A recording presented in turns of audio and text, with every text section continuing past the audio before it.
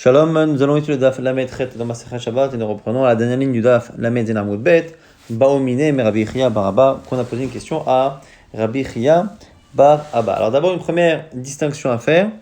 On va parler dans le début de ce Daf de deux situations. Quelqu'un qui laisse donc vendredi avant Shabbat un plat sur le feu alors qu'il ne devrait pas le faire. Et on a deux situations. Soit le plat n'est pas encore cuit et il cuit pendant Shabbat, ce qui est un premier problème.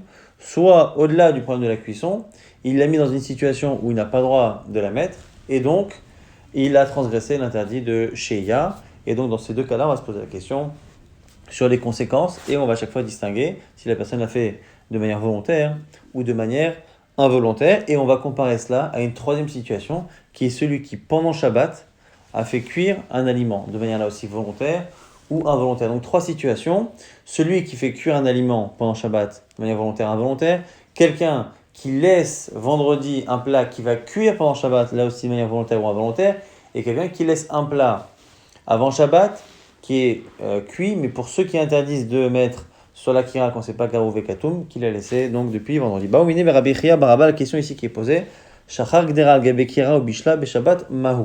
Celui qui a laissé donc vendredi un plat, et le plat a cuit pendant Shabbat. Donc il y a une cuisson, mais elle n'a pas été faite pendant... Enfin, elle s'est passée pendant Shabbat, mais elle a été programmée par une action de vendredi.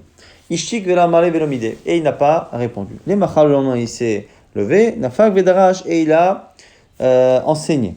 Am beshabbat beshogeg yochal bemezid lo yochal. Celui qui cuit pendant Shabbat. Donc là, ici, on parle d'une action qui se déroule pendant Shabbat et qui est, dont l'action se fait vraiment pendant Shabbat. Si c'est fait de manière involontaire, mais Shogeg, il est obligé que c'est Shabbat, eh bien, il pourra consommer le plat. S'il a fait de manière volontaire, lo yochal.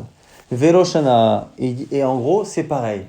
Pour le cas que tu as posé comme question, dans le cas où ça a été fait avant Shabbat, eh bien, c'est exactement pareil. Et la Gemara ici va rapporter une discussion. Vous savez quoi, c'est pareil.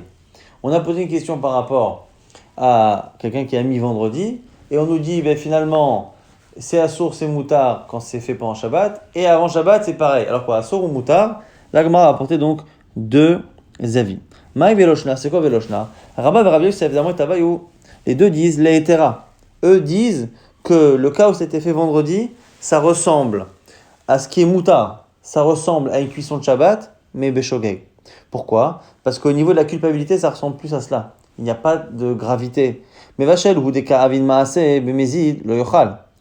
Ah, je peux comprendre que quand on fait cuire pendant Shabbat, là je peux comprendre que comme il y a une action qui est faite pendant Shabbat, je peux comprendre que là, Bémézid, il ne mangera pas. Aval, haïdelo kavid maaseh. Bémézid ami yochal. Mais celui qui finalement ne fait que laisser un plat cuire tout seul pendant Shabbat, comme il n'a pas fait d'action, eh bien dans ce cas-là, peut-être que même Bémézid, ce serait moutard. Donc selon Rabba et Rav Yosef, c'est complètement autorisé que ce soit Béchogeg ou Bémézid, quelqu'un qui laisse un plat cuire pendant Shabbat quand il n'y a pas d'action, c'est moutard. Anachma bar Yisrak dit c'est l'inverse. Amar le Isura, il dit au contraire, le cas là-bas de celui qui laisse pendant Shabbat quelque chose qui a commencé avant Shabbat, dans ce cas-là, c'est finalement pire que même Béchogeg, ce sera assour, pire que celui qui est Mevachel pendant Shabbat. Pourquoi? Mevachel ou Delo Atelier Ome, pourquoi? Parce que lorsque la personne surtout dans un problème de cuisson, là on peut très bien dire que shogeg c'est moutard, mezid c'est assour. Pourquoi? Parce qu'on ne craint pas qu'à force de dire que quand c'est shogeg c'est moutard, les gens vont cuire pendant Shabbat, faire un issour de roïta pendant Shabbat et dire après ah non mais finalement je n'ai pas fait exprès. Donc ils ne vont pas ruser.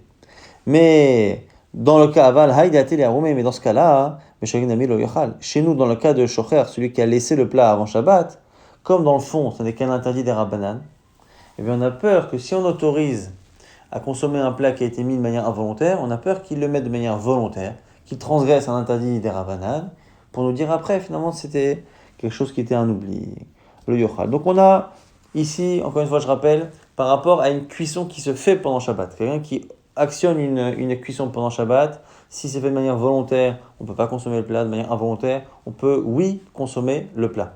Par contre, dans le cas où on laisse un plat qui a été mis avant, on le laisse cuire pendant Shabbat, là pour l'instant on a deux visions. Soit c'est toujours autorisé, soit c'est toujours interdit. Soit c'est toujours autorisé parce qu'il n'y a pas d'action, et donc du coup c'est encore plus calme que le fait de cuire, soit c'est plus strict parce qu'on a peur que les gens soient vicieux et qu'ils mentent.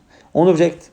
Métivé, shachak, dera, al-gabe, kira, celui qui a laissé une marmite sur une kira, ou bishla qui a cuit pendant Shabbat. Beshogeg yochal, bemezid, lo yochal. On voit dans cette braïta qu'on fait aussi, dans cette situation-là, la distinction entre mezid et shogeg. Et on nous précise, bamedvarim amorim, mechamin sheloch mukol sorkan, metashi shelo bishla kol sorko. Attention, ça c'est parce que le plat ou l'eau n'était pas cuite. Aval chamin sheloch mukol sorkan, metashi shelo bishla kol sorko. Mais une eau qui est déjà chaude ou un plat qui est déjà cuit, ben beshogeg, ben bemezid, yochal. Si, que ce soit volontaire ou pas, c'est mangeable. Donc on pourra manger le plat. Donc par rapport à ce que nous on a vu, eh bien ça pose un problème parce que finalement on fait une distinction entre shogeg et mezid qui ne correspond ni à Rav Yosef ni à Nachman bar Yitzchak. Ça c'est livré Rabbi Meir, c'est Rabbi Meir. Rabbi Uda Omer, Rabbi Uda lui nous dit chamin shiuchmu kol tzorkan mutarin. Quand c'est de l'eau, eh bien c'est mutam, mivne shemistamek vera la haine. Tafshi shebishel kol tzorko asur. Lui dit que finalement même le plat quand il est cuit, comme il est mistamek ve'afelo, il a tendance à s'améliorer, c'est asur. Mechol mistamek ve'afelo, kegon krov ou polin basar tarouf asur. Et tout ce qui est comme ça, quelque chose qui s'améliore, comme le chou, pouline, donc les fèves et la viande, c'est assour.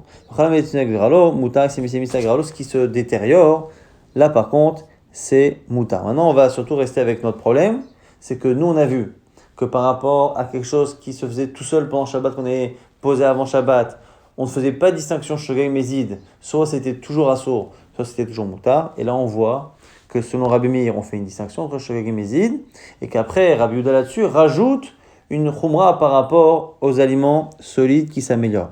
Katanem, il a dit quoi qu'il arrive, on n'est pas obligé de tout analyser dans cette braïta, mais cependant, on peut analyser qu'on fait la distinction. Tafshi shelo bishel kol tzorko, et on a parlé de Tafshi shelo bishel kol tzorko, que quand il n'est pas cuit, on fait la distinction. Bish la malach Ranachman bar Yitzchak, lo kasha, à la limite, Ranachman bar Yitzchak, qui a dit que c'est toujours assaut, on peut comprendre cette braïta. Pourquoi kan kodem gzera, kan leacha gzera. Il y aurait deux temps. On verra dans la suite de ce DAF qu'il y a une gzera qui a été faite, à un moment donné, d'être plus strict pour les situations où la personne a oublié. On a vu que les gens étaient un peu malins et mentés, et donc du coup on a été plus strict. Donc peut-être que Ranachman bar Yitzchak, qui est très marmien, eh bien elle va dire que ce que lui il a dit, que tout est interdit, c'est après la gzera, mais que la braïta qu'on a rapportée, où on fait la distinction entre quelque chose qui est volontaire et involontaire, c'est avant la gzera. Avant la gzera, on ne punissait que les gens qui étaient coupables, et après la gzera, on a dit finalement on ne fait pas de distinction à cause des gens qui mentent. Et là, Rabba vers Rav Yosef, mais Rabba et Rav Yosef, qui disent que tout est autorisé, que à la Khalema, c'est aujourd'hui, tout est autorisé, alors que dans la braïta, on voit qu'à l'origine, c'était interdit, mezid. D'Amré, les deux ont dit que c'était autorisé. Ikodem gzera, si c'est avant la gzera, caché à mezid, on a un problème avec le mezid. Il a chagza, c'est après la gzera, caché nami shogeg, c'est contraire à shogeg et mezid. Donc, la Gemara ouvre une parenthèse pour dire c'est quoi cette fameuse gzera en question, maïk gzerata, Amar Yuda Amar Shmuel, Amar Rabbi Abba, Amar Rav Kahana, Amar Rav. Au nom de Rav, on a dit Batechila ayomrim, Meshavat de shogeg, yochal, bemezid lo yochal. Avant, on disait que celui qui cuit un aliment pendant Shabbat, s'il n'a pas fait exprès, il le mange. S'il a fait exprès, il mange. Et c'est pareil pour celui qui a laissé le plat avant et qui a cuit pendant Shabbat. Mishirabou Machin Bemezid. Lorsque il y a eu de plus en plus de personnes qui ont laissé le plat sur le feu alors que c'était interdit, Veomrim, et qui disaient, eh bien, Shochechim Anachnu, nous sommes des gens qui avons oublié, on a simplement oublié. Chazrou Vekansu la Shocher. Ils ont fini par donner le même statut au plat qui a été oublié qu'au plat qui a été laissé de manière volontaire. Et donc on voit finalement que selon Rav Nachman bar Yitzchak, qui dit que tout est assour, on comprend. On peut comprendre. On a une braïta qui à l'origine faisait la distinction entre volontaire et involontaire, et après finalement on a fini par interdire dans les deux cas. En tout cas maintenant, on revient à ce qu'on a vu dans ici Rabbi Meir et Rabbi Uda.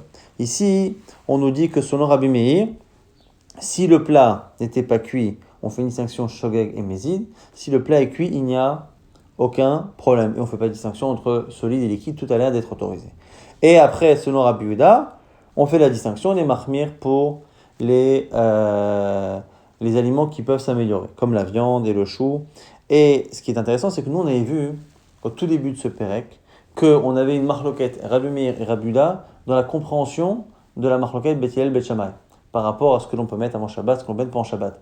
Et ce que là-bas Rabbi Meir avait rapporté comme étant l'avis de Bet Hillel et Bet Shammai ne correspond pas du tout à ce que Rabbi Meir dit ici à la Chalal Maaseh.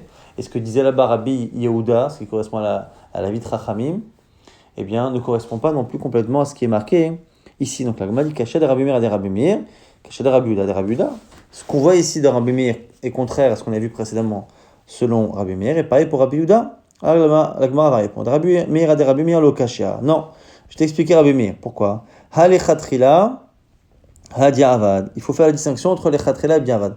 Les Chatrila, c'est vrai que selon Rabbi Meir là-bas, eh bien, on ne parle que des liquides qu'on pourrait mettre, mais pas du tout des solides. Mais après, si c'est fait, eh bien, l'autorisation, elle est la même, que ce soit liquide ou solide, en fonction finalement que ce soit méside ou shogeg, c'est la seule chose qui est déterminante. Mais c'est vrai qu'à l'origine, dans ce qu'on a le droit de faire, il fait la distinction, mais cette distinction-là ne se retrouve pas dans la conséquence halachique par rapport au plan en question. On ne fait plus la distinction entre liquide et solide. Ça, c'est pour Rabbi Meir. De Rabbi Yehuda Nemelo Kashia, Kan begrufa uktuma, Kan beshena grufa uktuma. Et pareil pour Rabbi Yehuda.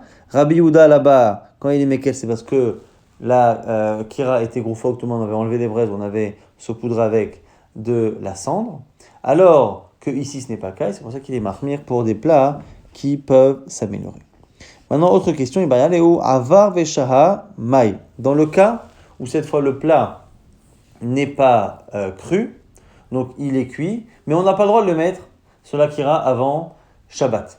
Alors, a priori, même selon ceux qui disent que la halakha est comme Hanania, que ça c'est autorisé, il faudrait dire qu'ici la Gemara se pose la question selon les autres avis. Selon Rabbi Yehuda et Chachamim, qui disent qu'on n'a pas le droit de mettre sur une kira qui n'est pas grufa ou ktuma, selon ces avis-là, si il l'a fait, et donc il a transgressé l'interdit de laisser un plat sur un feu qui n'est pas protégé, mais il n'y a pas eu de cuisson qui s'est faite pendant Shabbat, et il n'y a pas eu d'action non plus qui est pendant Shabbat. Donc finalement, il n'y a ni cuisson pendant Shabbat, ni même action pendant Shabbat, ce qui est encore pire que Mevachel ou Shachar ou Bishla. Donc la question ici, Ava Vesha'a Mai, Mikan Sora Banan, Olo, est-ce que Khamim ont puni la personne en lui interdisant de consommer le plat ou pas? Tashma, on essaie de répondre, Amar Shmuel Bar Nachman, Bar Natan Amar Rabbi Chaina, au nom Rabbi Chaina, Kshalach Rabbi Yossé les Tzipore, lorsque Rabbi Yossé partait à Tzipore, Matzah Chamin Shenishta'u al Gabe Kira.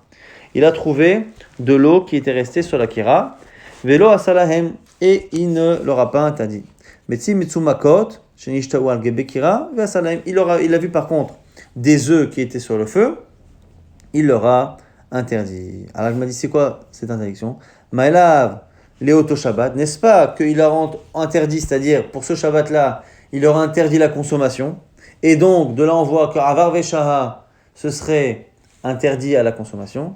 Donc, on m'a dit non, les Shabbat pas du tout. Il n'aura pas interdit de consommer, il aura interdit de refaire la même chose la semaine prochaine, mais il aura complètement autorisé à consommer ces plats. Mikla de Betsim Metsumakot, Misamkot Veyafelaen. La Gemara dit de là on voit que les œufs ont tendance à s'améliorer lorsqu'on les laisse sur le feu. La Gemara dit oui, in damar rachama bachaina par machad nid ararti ani verabi makom echad. Il dit moi un jour. Donc Rabbi Chama bar Chanina, j'étais avec Rabbi Donassi. Et ils nous ont rapporté des œufs qui étaient vraiment cuits très très longtemps et on en a mangé beaucoup pour dire que finalement les œufs, selon la Gemara, plus ils cuisent, plus ils ont tendance à améliorer leur goût. On reprend la Mishnah qui avait dit à la fin qu'on avait une marloquette, est-ce qu'on peut remettre pendant Shabbat ou pas Machazirin? Bet Hillel Omrim Av Machazirin Amarav Sheshet. Raché nous dit il est vrai Omer Machazirin. Selon ceux qui disent Machazirin, donc c'est Bet Hillel, eh bien Afilou Be Shabbat. Ce sera même pendant Shabbat. Alors là c'est un problème parce que nous on a expliqué depuis le départ que l'Oïten, c'est une discussion est-ce que c'est l'arzir ou pas, mais l'arzir c'est pendant Shabbat a priori. Puisque enlever notre lime, c'est sûr que la question se pose que pendant Shabbat, et remettre, c'est a priori aussi pendant Shabbat. Ça, c'est en tout cas la version que Rashi a. Et donc ici, comment comprendre que Rav Sheshet trouve nécessaire de nous dire que Machazirin, c'est même pendant Shabbat, alors qu'évidemment, quand on parle de Shabbat, Rashi nous dit que ici, ce qu'on appelle Shabbat, c'est la journée de Shabbat. C'est-à-dire qu'on aurait pu penser que même Beth Hillel, quand il autorise à remettre sur le feu, qui est évidemment Garou Vekatum selon Chachamim et pas forcément selon Chachamim, mais l'autorisation de remettre sur le feu, eh bien, ça n'aurait été que lorsque c'est le vendredi soir. Parce que le vendredi soir, quand on enlève le plat, on sait qu'on va en avoir besoin pour le lendemain, et donc c'est évident qu'on va le remettre. Et donc dans ce cas-là, puisque la situation montre qu'on l'enlève pour remettre, on peut remettre. Mais peut-être que dans la journée de samedi, lorsqu'on enlève le plat, ce n'est pas évident qu'on va en avoir besoin plus tard dans Shabbat, et comme ce n'est pas évident qu'on va en avoir besoin, peut-être que du coup, quand on l'enlève, on n'a pas le droit de le remettre. Chidouj de Rav Sheshet, que finalement, quand on dit qu'on peut remettre, eh bien, c'est Afilou et Shabbat, c'est-à-dire Afilou la journée de Shabbat. C'est sûr que c'est pas en Shabbat vendredi soir, mais même la journée de Shabbat. Ça, c'est la vision de Rashi. Il est bon de noter tout de même que depuis le départ de la Souga, il y a une vision de Tosfot qui est de dire que quand on dit lo yarzir, l'interdit de remettre quelque chose qu'on a enlevé, ça commence même vendredi, l'interdit de Chazara selon Beth Shammai et le Héter de Beth Hillel, ça commence vendredi et ça se prolonge également pendant Shabbat. Et c'est ces mots de Rav Sheshet ici qui donnent évidemment toute leur force à ce pshat de Tosfot, mais on va rester nous sur le pshat de Rashi. Rabbi Oshaya Savar Amachazin Afilu Beshabbat, on nous dit c'est que même Rabbi Oshaya dit que quand on peut remettre selon Beth Hillel, c'est pas en Shabbat, et encore une fois selon Rashi, la journée de Shabbat. Et la preuve, c'est une histoire d'Amar Rabbi Oshaya, par Amachat, Aïnou Amdim, Lala me Rabbi Chia Rabba. Un jour, nous étions à l'étage là-bas chez Rabbi Chia Rabba, Ve'elanou kumkumos shel chamin, et on lui a monté un récipient avec de l'eau chaude, Midiota Tartona depuis l'étage inférieur, Midiota Eliona jusqu'à l'étage supérieur, Mazagnulo et Akos, Vechezar Nohulim Komo. On lui a servi un verre, et on a remis le chamin, le kumkum, à sa place. Velo Amalanu Davar, et il n'a rien dit. Donc on voit qu'on peut faire Chazara pendant Shabbat. Amar Rabbi Zika, Amar Rabbi Abba. Maintenant on va nous préciser quelles sont les conditions pour pouvoir remettre sur le feu un liquide ou un solide que l'on a enlevé. Ici, Amar Rabbi Teda, non Rabbi Teda, Eloshanu Ela Shordan Beyado. Ça c'est la condition que la personne garde dans la main le récipient. Aval Nichan Agabekar, comme si on l'a posé au sol, c'est assour. Ça c'est Rabbi Teda. Amar Rabbi Ami lui n'est pas d'accord. Il dit Rabbi Tedai, de Avad et Gamou de Avad. Rabbi Tedai, ce qu'il a dit, c'est sa conduite personnelle. Lui avait tendance à ne pas remettre sur le feu lorsqu'il l'avait posé par terre. Mais ça n'oblige personne d'autre que lui. Et là, Amar Rabbi Chia, Amar Rabbi Yochanan, car il est dit au nom de Rabbi Yochanan, Afilou Nichal Gabekar Kamuta, même si c'est posé au sol, c'est Muta. Donc on a une marloquette ici. Est-ce qu'on peut poser au sol avant de remettre sur le feu? Pligeba, Rav Dimi et Rav Shmuel Machloket, entre Rav Dimi et Rav Shmuel Bar Yehuda. Vetavayu Mishme le Rabbi Elazar, et les deux au nom de Rabbi Elazar. Amachad, Amar, il y en a qui dit, Ordan Beyadou Mutar, tant que c'est dans sa main, c'est bon. Agabe Karka, Assour, mais si c'est posé par terre, c'est Assour. Vechad Amar Elot, il dit, Inichal Agabe Karka, Nami Mutar, que même si on l'a posé par terre, c'est Mutar, donc on retrouve cette Machloket là. Amar Chizkia Mishme d'Abaye, au nom d'Abaye, on dit, Had Amran Ordan Beyadou Mutar, l'Amaran est là, Shidato Larzir. Lui dit, tu sais que quand on a autorisé, quand c'était dans la main, il faut également que la personne ait dès le départ l'intention de la remettre. Aval en da'ato lerzir, assour. Alors l'agma dit, mikla de l'envoi, que deragabe karka, afalpi chez da'ato lerzir, assour. Que au sol, ceux qui interdisent de mettre au sol, c'est même s'il a l'intention de remettre. Donc selon Abaye, au sol, quoi qu'il arrive, c'est interdit, quelle que soit l'intention. Et quand on garde dans la main, il faut en plus avoir l'intention de remettre. Autre version, Kanamri Amachiska Mishme d'Abaye au nom de Abaye, Hadamar Talgabe Karka. À source qu'on a dit que c'est à sourd au sol, l'Omaran est là, chez Endato Larzir, c'est qu'on n'a pas l'intention de remettre. Aval Da'ato Larzir, Moutar. Mais au sol, si on a l'intention de remettre, c'est autorisé. Et donc du coup, quand c'est dans la main, on n'a même pas besoin de Kavana Miklal, chez Vodam Beyado, Afalpi, chez Endato Larzir, Moutar. Machma que quand il a dans la main, il n'a même pas besoin d'avoir l'intention. Ça, c'est les deux versions que l'on a. Bay Rabbi Yirmiyah, Telan Bamakel Mahu. Rabbi Yirmiyah dit maintenant, quand on l'a posé sur un poteau, sur quelque chose de surélevé, c'est ni le sol, mais c'est plus dans la main, c'est entre les deux. Et donc c'est la question qui est posée ici. Mahu, Nichan Gabe Mita sur un lit pareil, Mahu. Bay Ravashi dit, Pinam Mecham le Mecham, Mahu, et là, sur ces questions-là, on dit, quand il a déplacé d'un feu à un autre, quelle est la situation? Et Tekou encore une fois, parce que c'est ni réellement posé sur le sol, ni réellement dans la main. Nouvelle Mishnah avec deux autres types de fours. Tanour, comme on le verra dans la Gemara, la différence qu'il y a entre Tanour, Kira et Koupar. Tanour, c'est un feu dont la base est très large et le haut est en forme comme ça de cône, donc beaucoup plus étroit, et donc il y a beaucoup de combustible en bas, et toute la chaleur se concentre sur une petite surface en haut, et donc ça a tendance à développer une chaleur beaucoup plus grande. On a après la Kira on avait expliqué que c'est une sorte comme ça de prisme, et à la base on a le combustible, et au-dessus on a un endroit pour placer deux marmites, donc deux trous en haut. Et donc c'est le fait qu'il y ait deux trous occasionne une déperdition de chaleur. Et entre le Tanour et Kira, on a Koupar. Koupar, donc c'est la forme d'une Kira, mais simplement il y a la place que pour mettre un seul feu. Le fait qu'il y ait un seul feu fait que finalement il y a moins de déperdition de chaleur que dans la Kira, donc c'est plus chaud qu'une Kira, mais le fait qu'il n'y ait pas cette forme-là de triangle de cône fait que finalement c'est quand même moins chaud qu'un Tanour. Et donc du coup on va essayer de comprendre les distinctions qu'il y a entre ces trois types de fours. Tanour, c'est quoi? Bekash ou Bekvava? Un four qui a été chauffé avec des combustibles faibles, comme on a dit, la paille. Loïten, on ne devra pas mettre. Ben mitocho, ben malgaba, que ce soit au-dessus ou à l'intérieur, on ne mettra pas. Kofar, c'est quoi? Bekash ou Bekvava. Par contre, le koufar, quand on a mis des combustibles faibles, arezek et kiraim, c'est comme une kira. Begefet ou beetzim, si on a mis un combustible qui est fort, arehu ke tano. Donc on voit bien que kira, on a dit qu'on faisait la distinction entre Kashugvava et Gefet et Etzim. Tanour, on ne fait pas du tout la distinction parce que c'est tellement chaud que quel que soit le combustible, c'est interdit. Et entre les deux, on a le Kofar qui a tendance à, d'un côté, ressembler au Tanour. Si on met un combustible fort, c'est un peu comme un Tanour. Si on met un combustible faible, on lui donne le statut d'une Kira. Question de la Gemara, Tanour, c'est quoi? Ça va, Rav Yosef les mêmes à Tocho mamash, al-gaba mamash. Rav Yosef au départ a pensé dire que quand dans la Mishnah on a précisé que pour le Tanour ce qui est interdit c'est à l'intérieur et au-dessus, c'est réellement au-dessus et à l'intérieur, ah bah l'ismor, mais mettre à côté, shapir damé, ce serait complètement autorisé. On objecte étivé, abayé objecte. Kofar, c'est quoi? Bekash ou begavava. On a vu que Kofar, quand on a mis de la paille, arehu kekiraim. C'est à ce moment-là comme une kira. Mais gefet ou beetzim, si c'est un combustible qui est fort, gefet ou beetzim, areu ketano. C'est comme un four, veasur.